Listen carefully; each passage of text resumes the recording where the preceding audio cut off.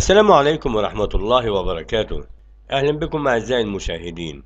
هنتكلم النهاردة عن مباراة غزل المحلة ونادي الزمالك في الدوري العام. يترقب عشاق الساحرة المستديرة دقات الخامسة مساء اليوم الثلاثاء لمتابعة اللقاء المهم الذي يجمع الزمالك مع غزل المحلة باستاد غزل المحلة الرياضي ضمن منافسات الجولة الخامسة عشرة لمسابقة الدوري المصري، ونرصد أهم المعلومات عن المباراة في السطور التالية. يحتل الزمالك المركز الخامس في جدول ترتيب الدوري العام برصيد 26 نقطة بعدما لعب 14 مباراة.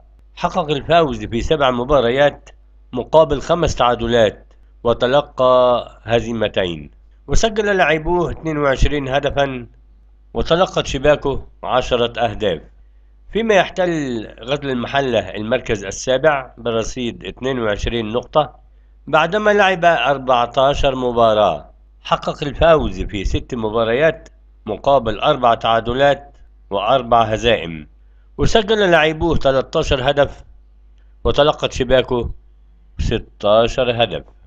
تساوي القيمة التسويقية للزمالك 21.93 مليون يورو، فيما تساوي القيمة التسويقية لغزل المحلة 4.28 مليون يورو.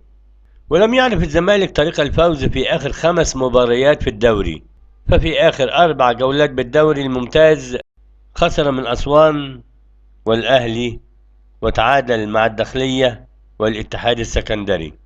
وودع فريق الزمالك منافسات كأس مصر من الدور نصف النهائي أمام بيراميدز بركلات الترجيح 4-3 بعد انتهاء الوقتين الأصلي والإضافي بالتعادل الإيجابي بهدفين لكل فريق.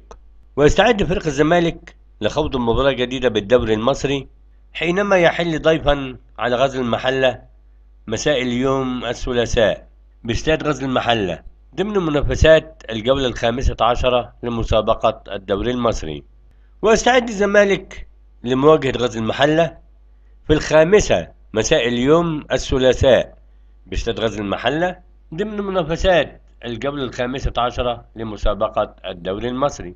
وتنقل قناة اون تايم سبورتس مباراة الزمالك وغزل المحلة بالدوري المصري في وجود استوديو تحليلي يضم كوكبة من نجوم الكرة المصرية. إن أعجبك الفيديو لا تنسى الإعجاب والاشتراك في القناة.